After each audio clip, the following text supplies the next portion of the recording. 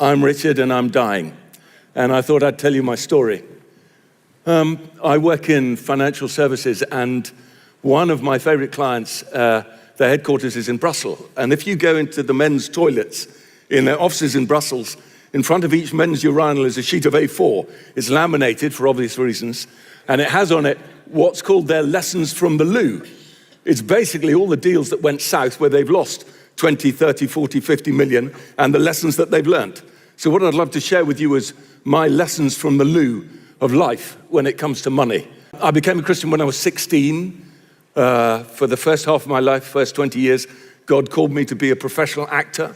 That didn't involve making a lot of money, you'll be surprised to know. I was taught, give the first 10% to the church and the other 90% you can do with what you want. Actually, we couldn't afford orange juice, we couldn't afford biscuits, didn't amount to much. And then in the late 90s, I was in Japan doing some Shakespeare.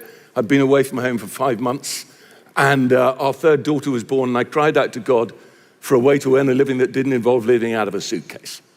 And he very graciously answered my prayer. I was asked, long story cut short, by the chairman of one of the largest companies in the world that I'd never heard of to kind of help him do his speeches and do his communication. And that started a journey of what we and my team do for the last 25 years. Basically, we help people persuade other people to give them hundreds of millions of pounds. And the challenge of that is I would find myself earning in half a day or a day what I had been earning in a week, 2 weeks, a month as an actor. What did I do with that? Well, 10% went to the local church. The rest of it, I'd been told, was mine to do with what I wanted. So what did I do? I looked around my church, I looked around my town where I live. Without even thinking about it, I inflated my lifestyle. What had been holidays in the UK became holidays abroad. What was wool became cashmere. The kids went to private school. We moved house every 5 years because we could, up and up and up the property ladder. And after a while, I felt a deep disquiet that was the right thing to do. And you know, Jesus tells the story about the farmer who has excess at the end of the year and builds barns. Can you remember the word that Jesus uses to describe that farmer? A fool. I was that fool. I came to the conclusion that I was a living embodiment of foolishness. Now, Jesus has some advice, actually, kind of at the back end of that story. He says, be rich towards God. But what did that actually look like? So I started to do some research, and what I found staggered me. If you take evangelical Christians in the world, 20% of them reside in the West, let's call it North America, Europe, the UK, and 80% reside in the rest of the world. So you've got the wealthy church and the poor church. The wealthy church, evangelical Christians in the West, guess every year what proportion of our income we give away. 2.5%. I came to the somewhat shocking conclusion that I was one of the greediest generations of evangelical Christians ever to inhabit planet Earth. We give our 2.5% to our local churches. On the whole, they spend roughly, statistically, 50% on buildings, 25% on a staff team, 10% on missions. Some of that goes abroad. Net, what does that mean? That means for every £100 that God gives to evangelical Christians in the West, 25p goes outside the West, 1/4%. And this didn't strike me as fair. So what was my responsibility to that? I didn't consider myself wealthy. I basically drove a Ford Mondeo estate. I had clients who earned 100 million a year. They were wealthy, I wasn't. And I did the research. Guess how much you have to earn to be in the top 1% of the wealthiest people on the planet? £30,000 a year. I was earning more than £30,000 a year. I was at the top of God's financial pyramid. If God wanted to fund his work around the world, I'd be the first person that he came to. So what did I do? I opened a stewardship account. We upped our giving percentage. And then the question was, well, who do we give to? So at the time, my local church was raising 4 million for a building refurbishment program. And I can remember saying to my vicar, I'm not sure if God had 4 million spare, he'd invest it in that. Now, leaving aside the extraordinary hypocrisy of me saying that, having moved from a perfectly fine 4-bedroom house to the 5-bedroom house that was my doer-upper. Leaving aside that hypocrisy, I still thought that was the right thing to say. So we did support our local church, but also we determined that most of it would go overseas, because that's where the huge opportunity for the gospel is, and that's where the massive needs are. So my clients are very smart investors, and one of their principles are invest in great people doing great things. So that's what I prayed for, great people doing great things. There was a girl in our church. She'd just come back from her gap year. She was 18 years old.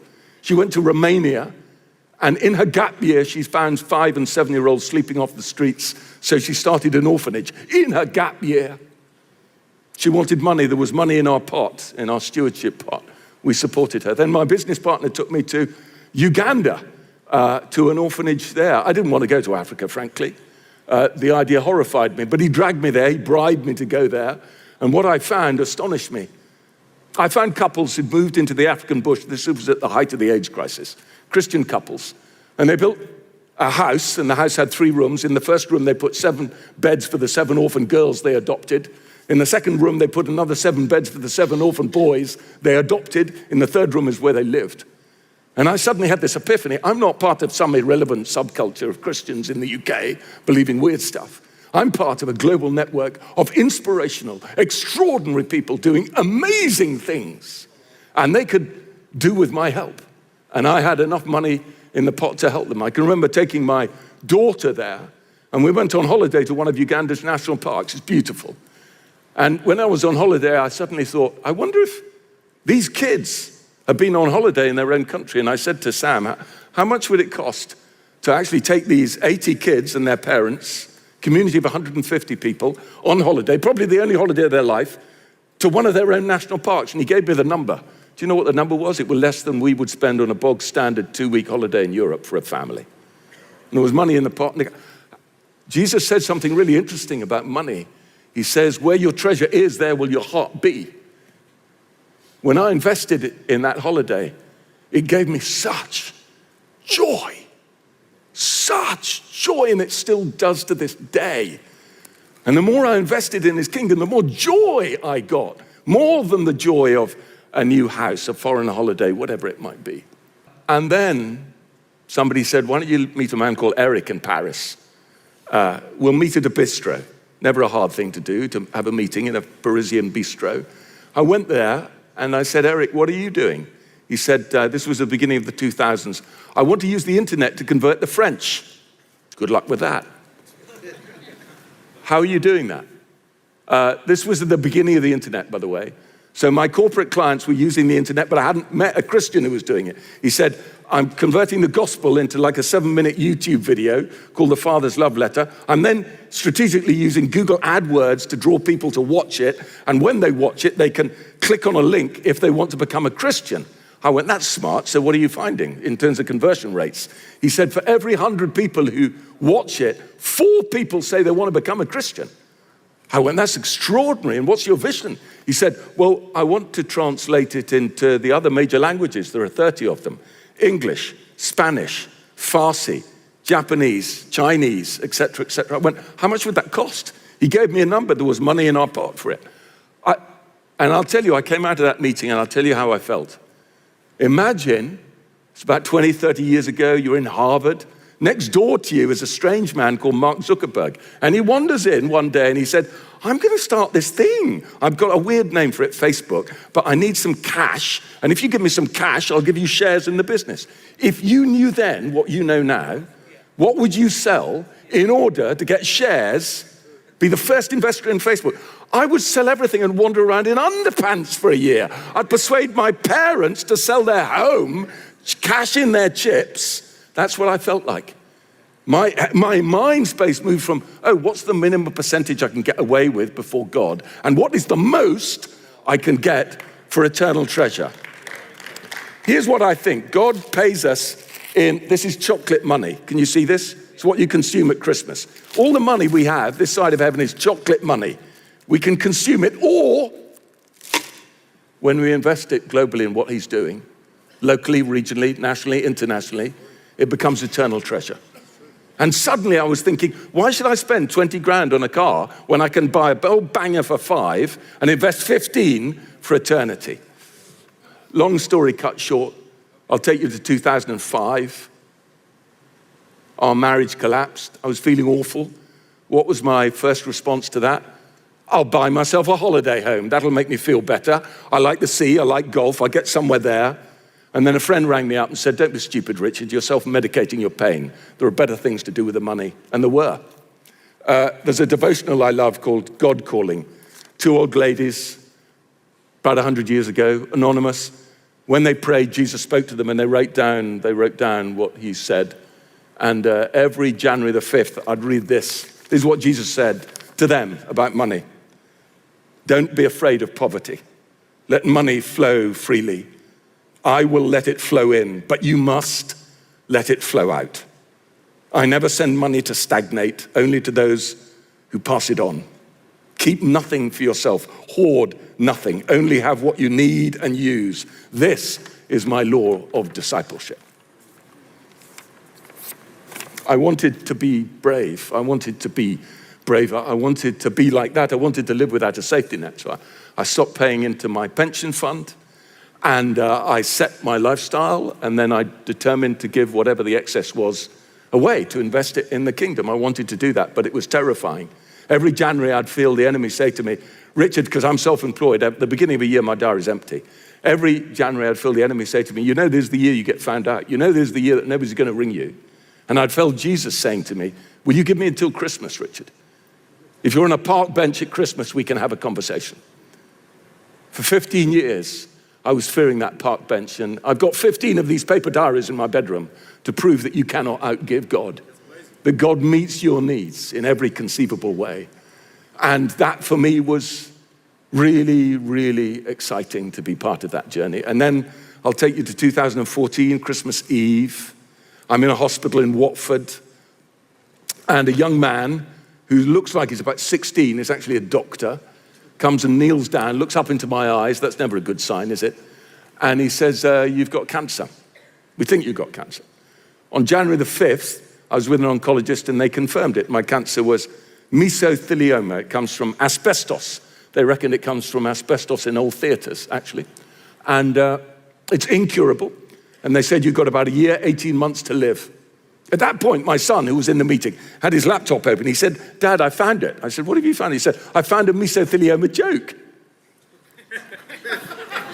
The oncologist was somewhat surprised. I said, okay, what's the joke? He said, how do you treat a patient with mesothelioma?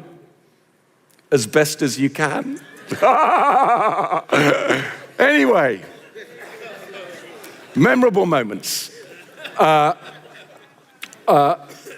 Since then, I've had chemotherapy, 2 big operations, 60 rounds of immunotherapy, 60 rounds of radiotherapy. A couple of months ago, they said the cancer's moved from the right lung to the left lung. It's stopped working, so we're going back to chemo. So I'm in the middle of chemo, so my brain's a fog, and I have to sit down. And here's my thought. The closer I get to death, the more grateful I am. Because I'll tell you this, if somebody's got a servant heart, I've got the opposite. I've been awful at talking about my faith to other people. I've been dreadful at inviting people to Alpha or Christianity Explored or whatever it might be. But the fact that Jesus gave me an opportunity to invest some of the money that he's given me in the first place, I mean, don't you find it fairly hysterical that a rather stupid unemployed actor is employed to advise people to persuade other people to give them hundreds of millions of pounds? I find that ludicrous. But the chance to make a difference. We have a cancer club at church. It's not the most popular club, to be fair. I like it. We've lost a few, we've gained a few over the years. One of my friends, Sandra, is dying at the moment. And she said, the closer I get to death, everything drops away apart from 2 things. Love, the love that God has for me, the love that I have for others. And making a difference. Every day, can I make a difference? She coaches from her bed 6 people. She's an extraordinary woman. And I can resonate with that. The chance to make a difference is so important to me. A young man called Ed phoned me up a couple of years ago. He said, we found a people group in India that has no gospel presence at all. And we found 15 Indian evangelists who want to go full time to invest their time in reaching the gospel with them. I went, Ed, how much would that cost? He went, All in all, 15 full-time evangelists, unreached people group, £12,000 a year. £12,000 a year to change the lives of an entire people group. That really excited me. It still does. Let me end with 3 things I'd love to say to you. Do you know if Western evangelicals gave not 2.5%, but 10%, do you know how much more money would flood into the kingdom every year? I'll tell you, 100 billion pounds. That's 100,000 million pounds. That's the same that Putin is pouring into the war in Ukraine. Imagine that as a power for good across the West, across the world. But I'm not asking you to be more generous for that reason. It's for purely selfish reasons. This side of heaven, I've known very few things that give more joy than being a part of what God is doing financially. And in eternity, actually, we get this treasure. What is this treasure? John Lennox, who many of you know is a maths professor at Oxford, lovely Christian man, and he's written a book on what to do when we invest our time and treasure and talent. And he uses the story that Jesus tells of the dodgy steward who used money to buy friends. And he says, when we invest our time and our treasure in what God is doing, we make friends. We make friends. I have friends all over the world by God's grace. And I'm so looking forward to getting to heaven because we're going to sit down and I'm going to hear their stories.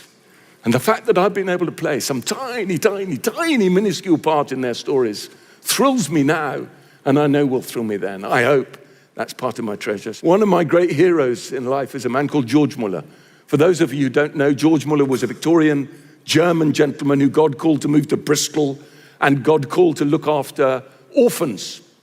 And in the course of his life, he looked after 10,000 orphans. He's one of the founding fathers of orphan care in the UK. George Muller's life has 2 extraordinary elements to it. Number one, he never asked anybody for money, and looking after 10,000 orphans costs a lot of money. The only person he asked was God. Every day he asked God, and God gave him 210 million pounds at today's prices. Now, why could God trust him so much? I think the second thing that makes Muller extraordinary is of the 210 million pounds that God gave him, he gave away to other ministries all across the world 70 million. 1/3 he gave away. Do you know what Muller's legacy is? Because at some time he supported 200 missionaries in China. Muller's legacy isn't just what he's achieved in the UK, it's the growth of the Chinese church. Muller's legacy 150 years later is the 120 million Christians in China who were there because partly of what he funded. So my question to you is, are you not just serving your local communities and your churches, but are you serving the global church? Because Western money can make a huge difference. Let's take the 4 million that we spent on our refurb in our church. If you invested 1 million and you gave it to my friend Ed and a charity called 500K in India. India, you know, has 500,000 villages with no Christian presence at all. 1 million there would support 500 full-time evangelists for 3 years and lead to the planting of between 1,000 and 1,500 churches. If you put 1 million to work in Africa, where so many families live on less than $1 a day, and you gave it to a Christian charity called 5 Talents, you'd actually support 10,000 women, the poorest of the poor, to be able to read and write and count and save and earn their way out of poverty. If you invested 1 million in Bible translation, because we know without the Bible you can't evangelize, and there are still 2 billion people on the planet with no translation of scripture in their heart language. If you invested just 1 million, you'd be able to translate the Bible for a people group of 20 million and make God's story accessible to them. And then if you were really strategic and you decided to use the internet to access the 12 least reached countries in the world, do you know what 1 million would achieve if you gave it to Jesus.net, who are very smart at this stuff? You'd basically, in those 12 countries, enable the gospel to be seen 100 million times, which would lead to 200,000 people indicating that they wanted to come to Christ and to be followed up online. Think of the difference that 4 million can make around the world. the last thing I want to say is this. Thank you. Thank you and bless you in everything you have done for his kingdom, in everything you are doing, and in everything you will do. Bless you.